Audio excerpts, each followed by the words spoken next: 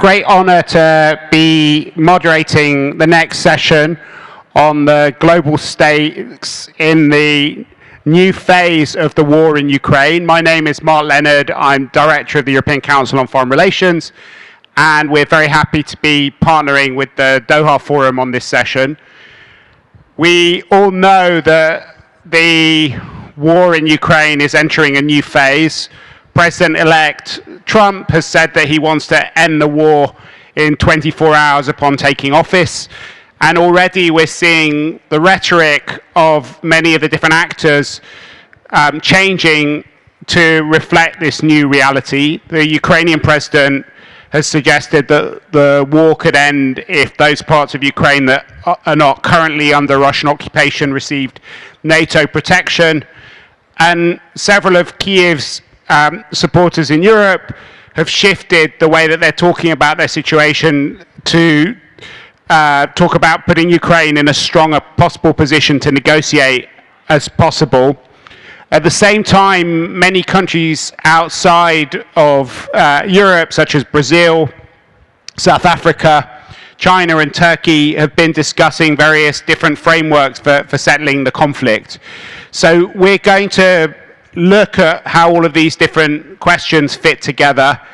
We're going to talk about what is happening within Ukraine and what the American election means for that. We're going to look at European support, and we're going to look at some of these global efforts to engage with the conflict, as well as reflecting on how what happens in Ukraine affects the rest of the global order. And we have an all-star cast to help us make sense of these discussions. We have two ministers from some of Ukraine's leading European allies, and two representatives from countries that have launched their own respective peace plans at different stages. So I'm going to ask each of them a question about where we're at the moment, and then we're going to open it up for a discussion with the audience. So I'm going to start first of all with Jan Lipavsky, who is the Foreign Minister of the Czech Republic. He is unfortunately going to have to leave a little bit early to meet with the Prime Minister, so we will put him first. And it's I think maybe a very good place to start to talk about European support. Your government has been at the forefront of efforts to work out how Ukraine can be supplied with ammunition supplies, and you've also taken quite a strong stance as a government on Iran, on China, and on other issues around the world. How do you think that the new geopolitical environment affects what you've been doing? How do you think about the next phase of European support for Ukraine? Ladies and gentlemen, thank you very much for the opportunity to speak at this great forum and directly to the question. We are living in a times of global confrontations.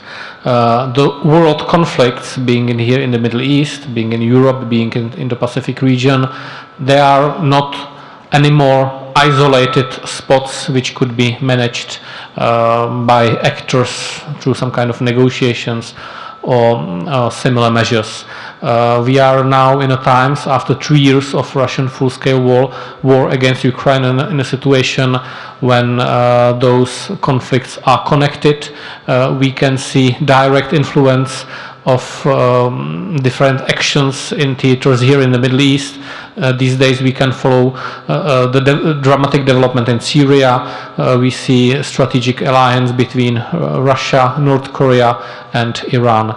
And in this situation, the Russian aggression against Ukraine, Russian war against Ukraine has a direct implication on European security. The aim of the Russian regime is not only to destroy Ukraine as a nation and destroy Zelensky as a president, his presidency, but also to destroy the Ukrainian state, maybe divided. You know, there are wild scenarios going on. And if we listen carefully, what was the Russians saying 3 years ago, exactly this time, they wanted to clog the time, they wanted to reverse the time in Europe back into year 1997, where, for example, Czechia was not part of the EU or NATO, and basically get back the type of influence as it was in time of Soviet Union. So definitely Czechia will not allow that. We will do everything to support Ukraine, because this is now the place where the things are happening. So we are supporting, therefore, Ukraine politically, economically, in a humanitarian assistance, but also militarily. So it was the Czech ammunition initiative which delivered 500,000 ammunition rounds just this year, and we will continue with that because we cannot fulfill those Russians' ambitions. Thank you very much. The next speaker is Robert Kupiecki, who is the Polish Undersecretary of State for Foreign Affairs, has been since the beginning of the year, and Poland's also been right at the forefront of the challenge of supporting Ukraine. How do you see the US elections affecting your efforts?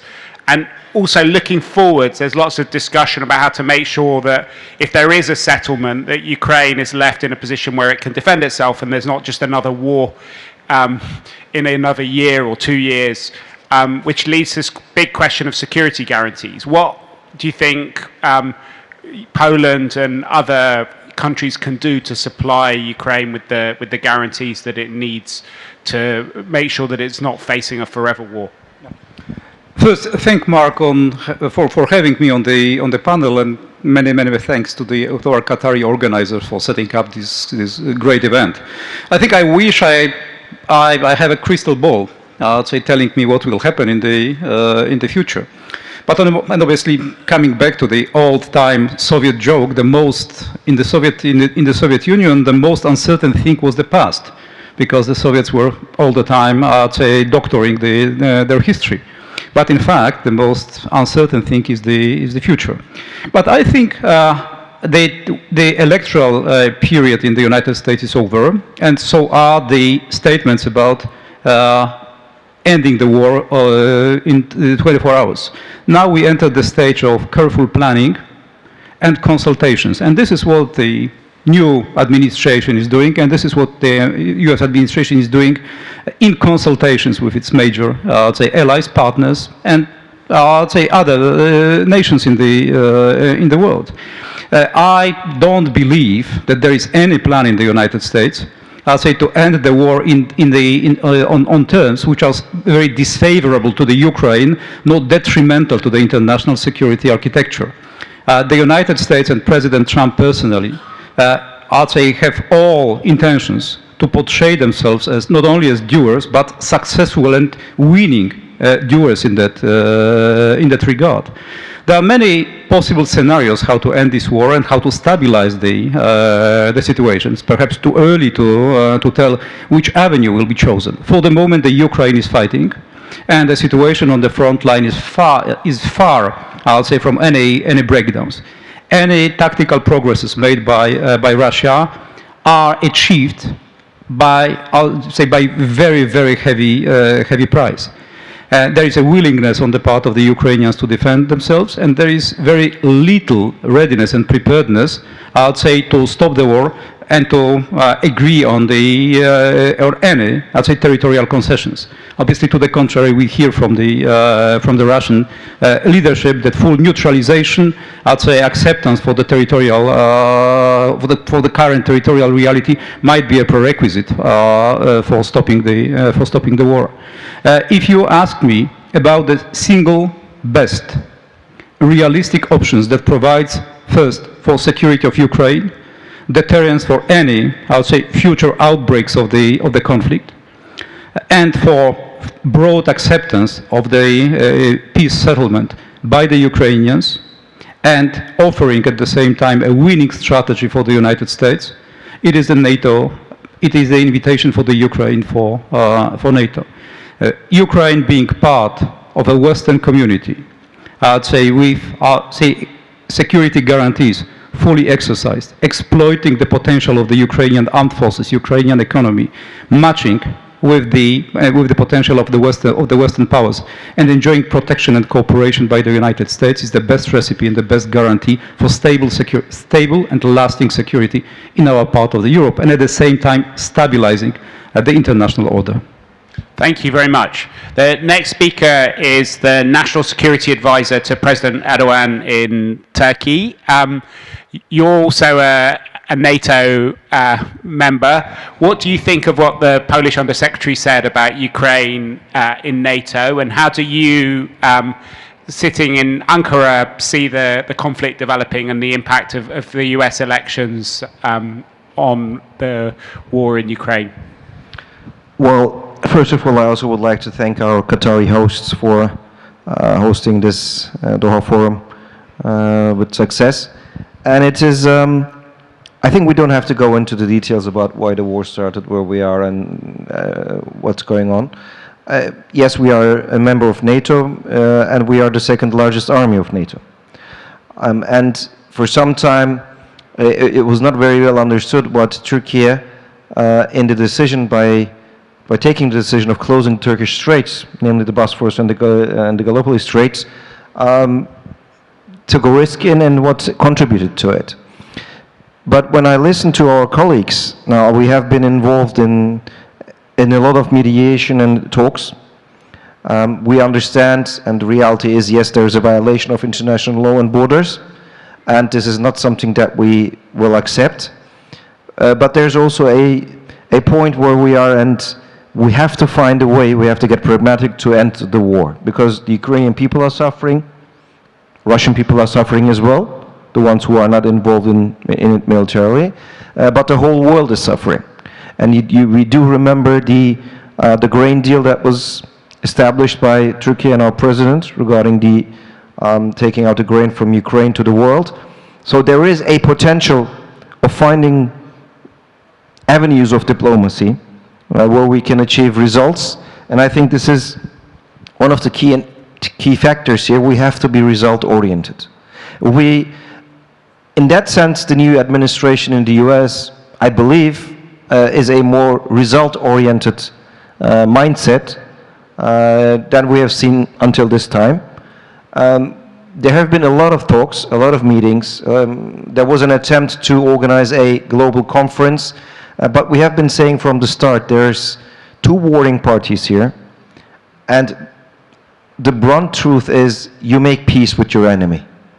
Now there are different modalities, there's a NATO aspect, and we have said as Turkey that we do not oppose the membership of Ukraine to NATO. But this is a process, this is a way of going forward. So we have to take into account different territorial realities, geographical realities, sometimes historical realities, but also demographic realities. So, and this didn't start today.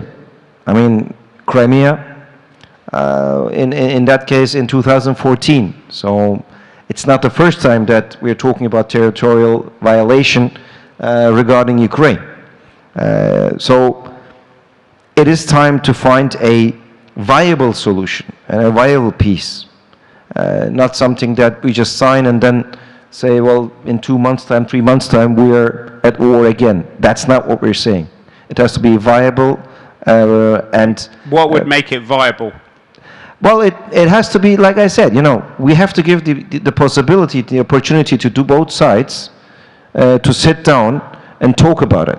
And we've achieved it twice that the two sides came together, once in Istanbul and once in Antalya.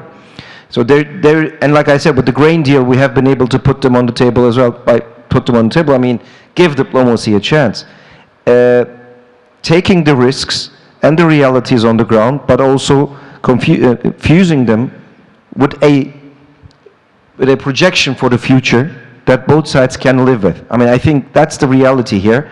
Yes, there will be talks from different places, but countries and the people who are living close to the region are more directly involved. In this sense, this is a European conflict, but also it has effects to the world. So all of these have to be taken into account. In that sense, we have to find the solution which is viable for both sides. Okay. Professor Yan Tong is not a representative of the government. He's one of the most distinguished professors of international relations in China. It is a European conflict, but as our friend from Turkey said, it has global implications. Okay. How does it look from Beijing? How does China see this conflict ending? And increasingly in Europe, there's been a focus on the support which China has been giving Russia in the conflict. To what extent does Russia feel like it's a co-belligerent? Sorry, does China feel that it's a co-belligerent in the conflict, or do you see a role for yourselves in terms of moving towards some sort of resolution? Okay. The first point is that China strongly suggests to cease fire first. Without ceasing fire, there's no peace and no solution, right? And so the reason is very simple. And we know that Ukraine suffered most of the war. And then Russia is second. Europeans are third. And beyond, after the three, China possibly the fourth country suffer most. And because of the war, and our economic relationship with the Europeans are distanced, and strategic cooperation stopped.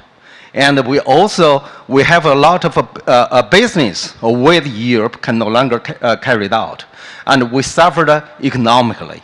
And so for China, the government has a very clear motivation that as the longer the war continue, China will suffer more.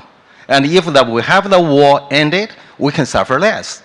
Not only China, Europe, and many countries will suffer less from it. Second point, at this moment, from my understanding, and we cannot find, I think most people agree, and it's difficult to have a military solution in visible future. And anyhow, at this moment, most realistic result is a diplomatic result, means negotiation. So now what China can do, China strongly suggests both sides to stop the fight and cease fire as soon as possible, and if they sit on the table, and then we can move forward. But I be very honest with all of you, and I think that's beyond China's capability. Like you said, we're not participants of this war, and we have a very limited relations with the war.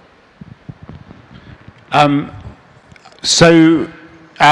like to open up to the audience, but I would also like to reflect a bit on what kind of order for Europe is going to come out of this and for the world as well. I think going into the conflict, many Europeans thought the way to get a European order was with Russia, and a lot of institutions which were developed were ones which had Russian participation, whether it was the OSCE or the Council of Europe. I think increasingly the reality from a European perspective is that we're going to have, at the very least, a sort of bipolar European order where a lot of the institutions are designed to protect people from Russia rather than to cooperate with Russia. How do you see the kind of post-war order developing? Why don't you go first, Minister Lipavsky? So, not having a crystal ball, I won't predict, but let's see it rather as a list of conditions and wishes which describing limits of such an order. First and foremost, I think it will be big duties for European countries to work on transatlantic relationship, to keep the USA and Europe connected economically, militarily, politically. It's not only the NATO partnership, but also this economic partnership, which we have to prove to be the one. Also, it should be the countries of the EU which will, and NATO countries, which will have a word what is the security order in those countries. And if Ukraine wants to join NATO, let's have a Ukraine in NATO. There shouldn't be anyone who would put some kind of limitations or stop that.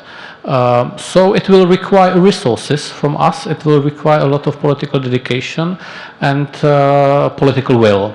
So I would absolutely disagree with the Russian demands on basically anything which goes outside of their border, and we have to stick to the principles that the borders are borders and the borders are not changed by brute force.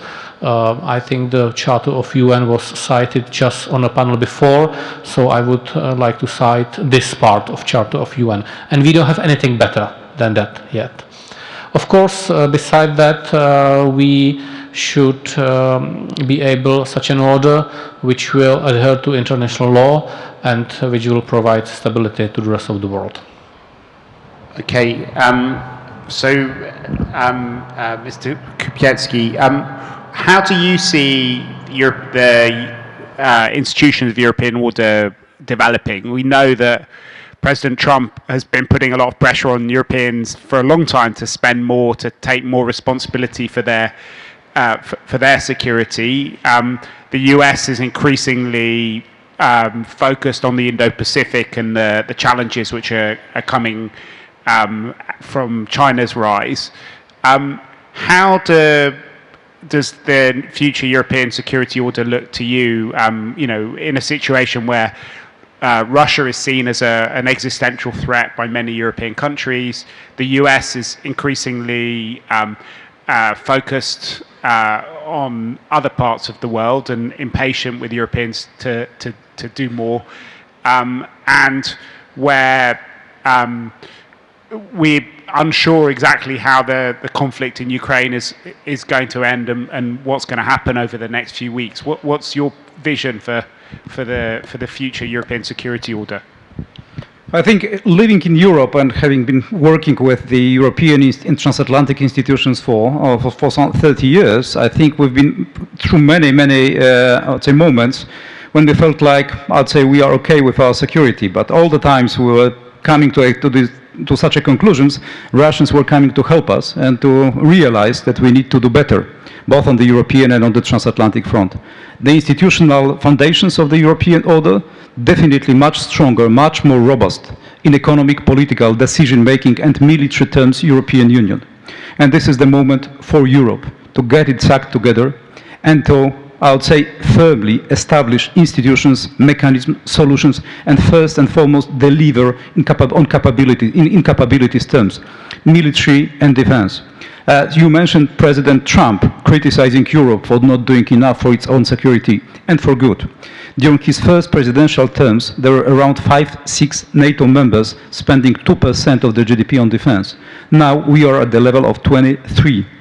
And I don't know whether President Trump should be credited solely for that effect, but definitely the process and the constant communication, tough communication on the part of the United States start to come to a fruition with the sheer figures. Now obviously we need to coordinate more, now we need to think about standardization, now we need to think about raising our production capability and obviously the delivery side. The process has just started. And obviously the war in Ukraine, the Russian blatant aggression against Ukraine has accelerated that process. The second point, we need strong and robust transatlantic relations. America needs to be present and needs to be anchored in Europe. Definitely we need more partner-like and more balanced relationship reflected in more equitable burden sharing. That's the role for us Europeans. We also need to make ourselves more relevant for the United States in the global endeavors of the United States, while at the same time taking care for our own interests and entering into an active dialogue with the United States. Minister Lipavsky mentioned a very important, yet sometimes forgotten element of the international order: norms, values, international law, and broader institutions. We need to come back, I would say, to the basics. Thinking about the validity of norms, the relevance of our larger institutions, and the ethical underpinning of what we do, both in terms of technological development, in terms of military development, and obviously reintroduce ethics into our political relations. Mr. Kilic, how do you see both the European order, but also the links between what's happening in Europe and other theatres. I mean, we're seeing very direct links with Iran, with North Korea, within Ukraine, but also you're, as a country surrounded by lots of different conflicts, finding yourself dragged into them. How do you see all of these different parts of your security agenda fitting together? Well, the least you can say, of course, Turkey's surroundings are challenging. Well, that's the least we could say. But just a couple of points here, and I'll try to be quick. I was the head of the Turkish delegation to the Parliamentary Assembly of the Council of Europe when we voted in favor of the Russian delegation to return to the Parliamentary Assembly. Now, the idea behind that was to be inclusive and to listen, even if you have different ideas, to hear them directly rather than through second or third mouths and ears. So have a direct link in the conversation and in the disagreements. That was one point. Now, where we are today is that there is not the direct link. But when we say European, I have to make a distinction between the European Union and being European. It's not only the European Union. We are not a member of the European Union. Britain is no longer a member of the European Union. And there are other countries there as well who are not members of the European Union, but are involved in this directly as well. And there comes the point when we're talking about NATO. If the European Union will try to produce or bring about a second different alternative from our side as NATO members to have an alternative security agreement or arrangement that is different than NATO, then we're dividing the strength there. And with all due respect to my colleagues, when we're talking about values, when we're talking about law-based things and law-based approaches, Israel is right now wiping out the Palestinian people in Gaza, and it's doing it for more than a year. The conflict that has started in Ukraine is older now, and we have been talking about that and the values there. But if we don't apply our stance that we have and had and still have in Ukraine against Russia, when we do not apply the same values to Israel, that is blatantly abusing its power towards the Palestinian people and in Gaza, then we have a problematic approach in our values-based issues. And if we're saying transatlantic ties are important, yes, they're important. But there is an ocean between us. So there are some things that we have to take care on our side. The 2%, the others. Like I said, in the first days of the conflict of the war in Ukraine, when Turkey closed the Bosphorus and the Gallipoli Straits, not a lot of people understood what risk we're taking. Later now it's understood, but we're always saying the inclusiveness and diplomacy, in that sense, you need your adversary to be on the other side of the table that you're sitting at. And from China's point of view, with all respect to our colleague, I think China has much more interest in seeing a resolved conflict in Ukraine, not only in Ukraine but also in Gaza and other places. And I think they're also much more engaged in trying to achieve a result. And that's why the Global South, together with China and Brazil and also Turkey, we're trying to find a way out. So we shouldn't be only concentrating, if we're talking about global issues, if we're saying transatlantic relations are important, then we also have to recognize that the Global South is also, maybe even in some places, much more important than having all of them only together on one side. So, Soitong, let's talk about the global order a bit. You're one of the first people that I heard talk about how we were entering a bipolar era. Yeah. And, you know, a very long time ago when many other people thought about China and the US becoming very close partners together, you were talking about the dangers of this sort of bipolar world emerging. Yeah. And certainly in the early stages of the war in Ukraine, a lot of people, both in China and in America, saw the war through that bipolar prism. Yeah. How does Donald Trump's election affect your vision of the global order? How do you see the global order developing now? Thank you, Mark. I think all these questions are closely related and with each other. And actually, I think the trend of counter-globalization has already taken over the dominant influence of the globalization. That means the globalization is declining, if not totally over. So then we find that this concept, now I heard people talking about the difference between the global south and the global north. I doubt that's right. I don't think that's this concept, division between global south and global north, closer to the reality. And just now we have some panelists mention about the values. Do Americans have a shared value with the Europeans? Do Americans have a shared values within themselves in the US? The values between liberals and the populism are so divided in the United States. They have two big values there, compete with each other. And in Europe, the same. The populism and the liberalism compete each other for their values orientation. So from my understanding, now the world has changed. Although I think that's true, because now the world has become the bipolar configuration, and mainly headed by China and the US, or the competition between China and the US. But this is different from the bipolar configuration between Soviet Union and the US. That's Cold War. There's no globalization. After the collapse of that bipolar system, then we moved into the globalization. That's a trend represent the order of this period, almost 3 decades. Then what? After globalization, then we move into counter-globalization.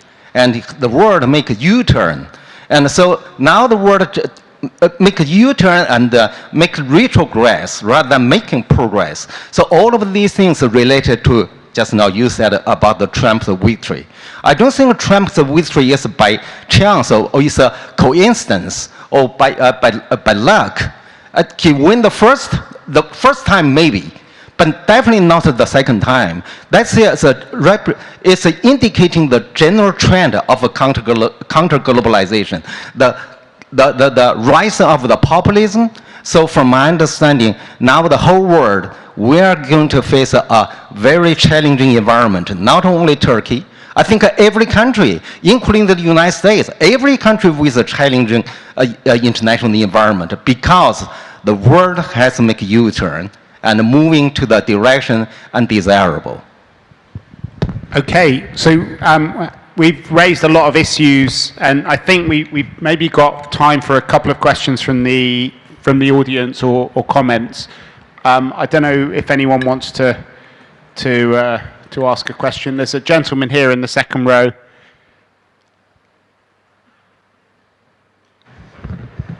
Is there someone with a microphone?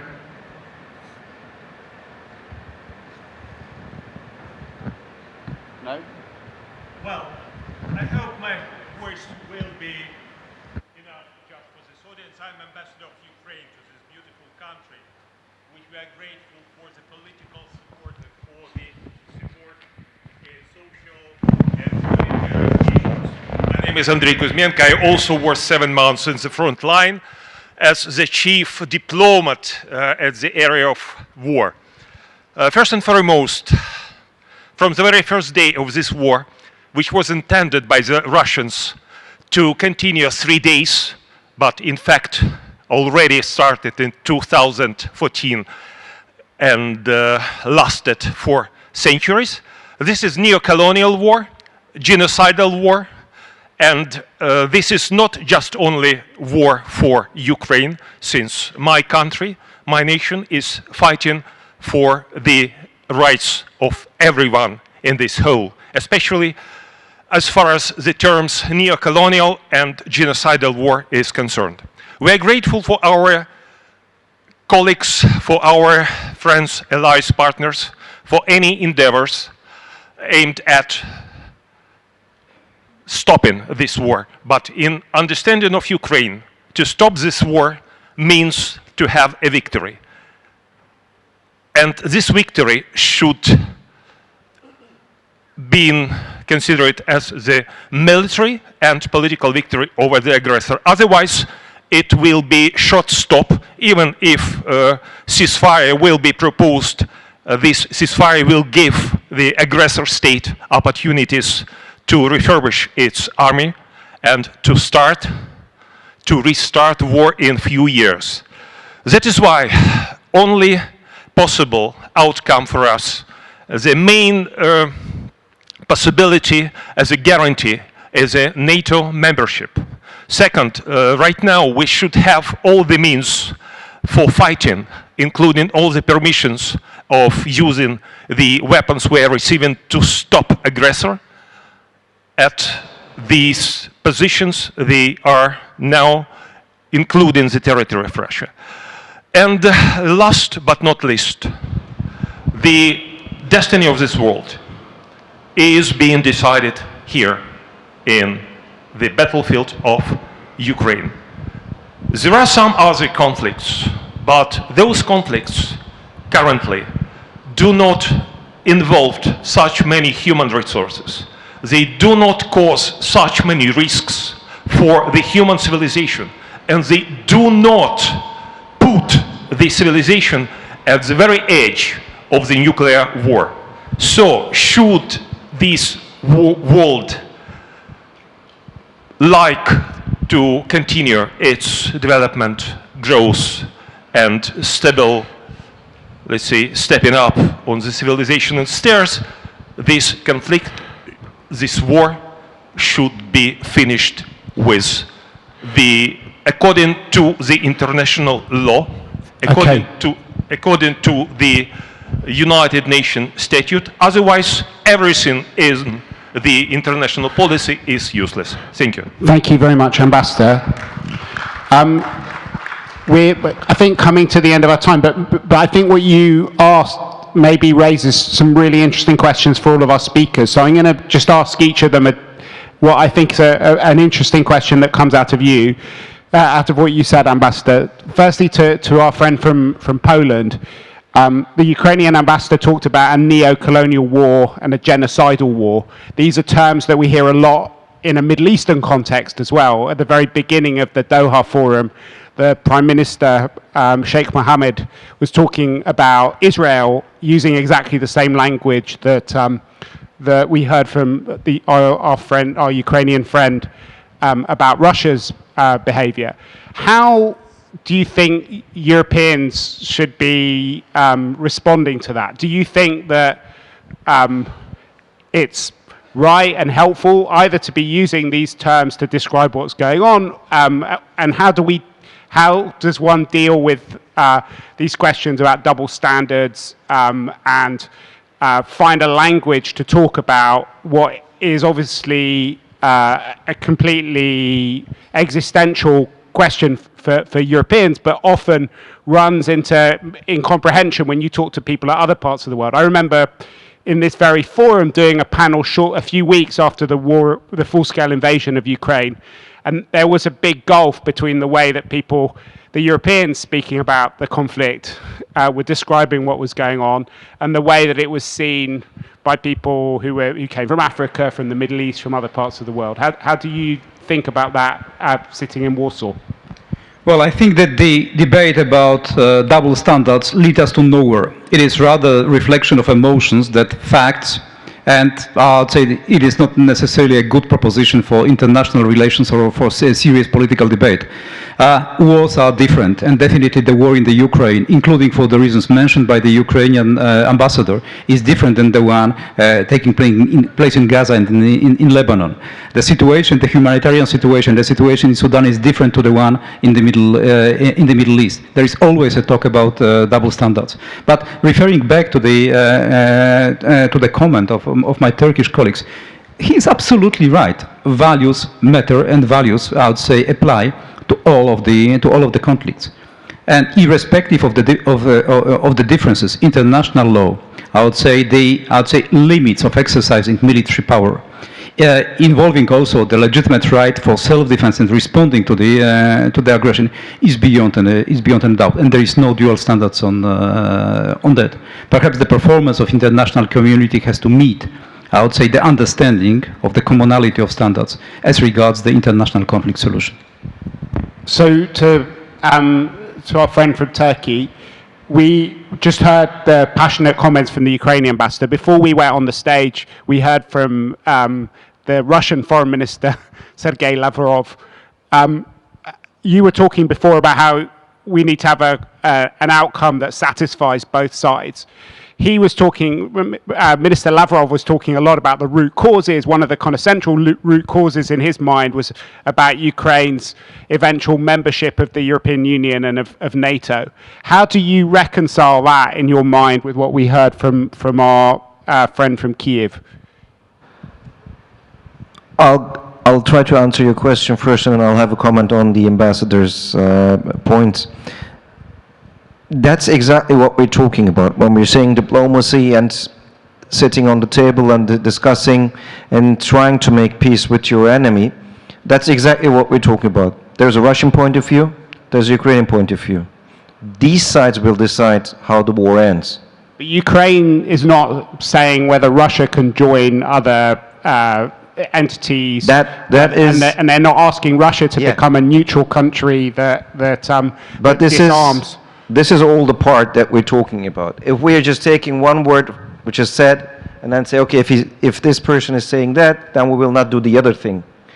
Then we have not the negotiation, then we don't have diplomacy. Of course, a lot of things will be said, but there's also realities and grounds on the ground, and there will be, this is the negotiation part of it, you know?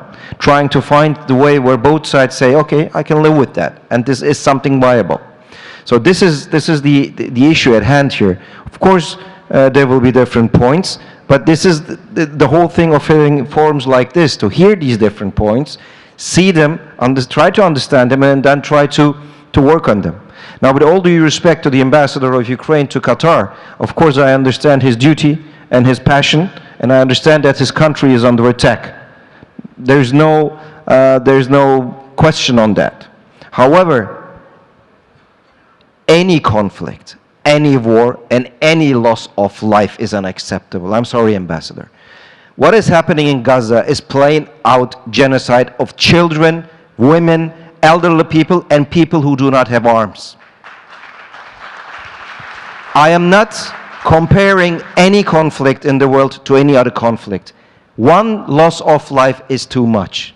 If that is a child, if that is a woman, if that is an elderly person who doesn't have any arms or the right to defend themselves or capability to defend themselves, then we are all responsible for that. So we shouldn't make a distinction between the horrors of this world. And yes, there is a lot of talk about double standards, and I actually do think it does help to talk about these things, because it is this double standards that has brought us today where we are today. Because if you apply one point to one place and then another point and the same point not to another place, then people start to think, okay, if I can get away with this, then maybe I can do this here as well. So this is what we're saying. We have to approach all of these things with a certain respect towards everybody. And that's why we're saying the United Nations Security Council has to be reformed. Right now, the United Nations Security Council, one country is voting against another country without even looking what is being proposed. Why? Because they're opposing the other country. Simple as that. Where are we going to get results from this system that we have brought about after the Second World War? And this is what we're debating. The European Council, as I mentioned, is also a product of the end of the Second World War, brought about by people who ended the Second World War. I mean, big names that Churchill one being of them, Adenauer being the other one. So we have to work on this. It's our responsibility towards our history, but also our responsibility even more to our future and to our children. Thank you. Thank you very much. So last question to you, Shaitong, about China's relationship with Russia, because one of the key questions I think facing people is what kind of relationship is evolving now. You have written in the past about how China needs to move away from its non-alignment stance and to build up meaningful relationships with other countries, and Russia was one of the countries that you cited a long time ago, long before the full-scale invasion of Ukraine.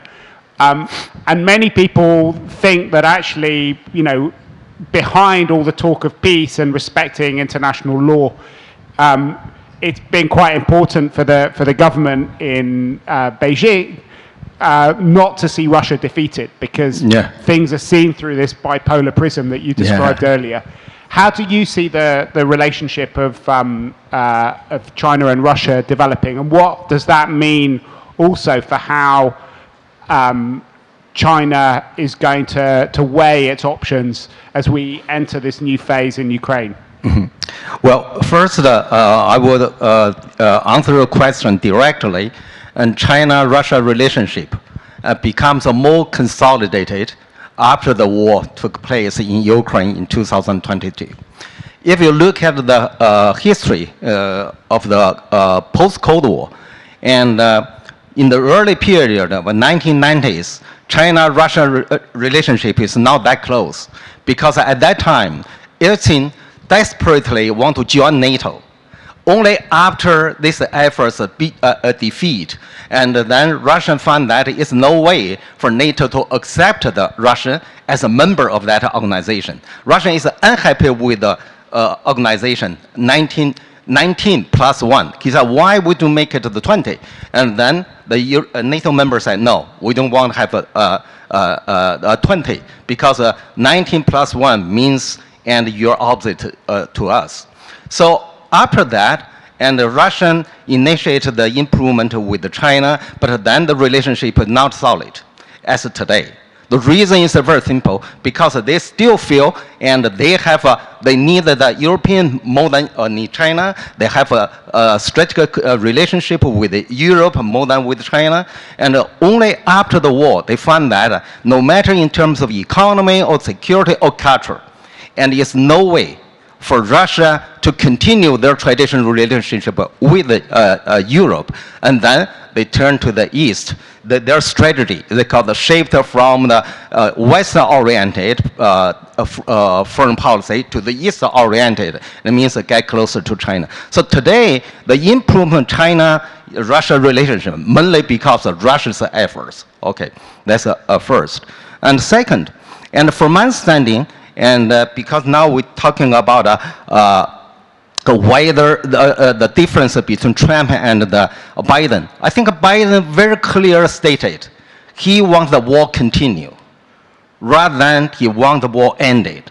And he I think last week or the week before, he said that we have to send every penny, and already passed at the Congress to the Ukraine and have the war continue. So he didn't talking about the end of the war. So I think that's possibly the difference between the Trump and Biden, to end the war or continue the war. I don't know whether Trump has the capability to stop it or not. I have no idea. At least rhetorically, they're talking different destination. The last point is that, from my understanding, China-Russia relations heavily based on the common threat from the United States. And the U.S. impose this strategic pressure on both of China and Russia, maybe differently. And they impose military and the economy.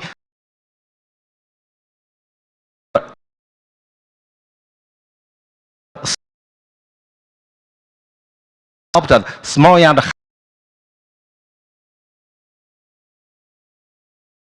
U.S.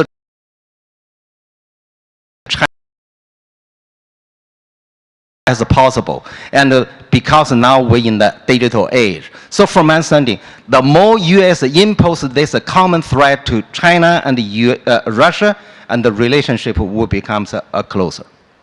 Thank you very much. It's been an absolutely fascinating discussion. We've gone over Lots of really big themes, looking at the European security order, looking at the situation in Ukraine, trying to link that to wider discussions about global order. Maybe you can join me in thanking our speakers for giving us such an interesting insight into the next phase of the war in Ukraine from a global perspective. Thank you.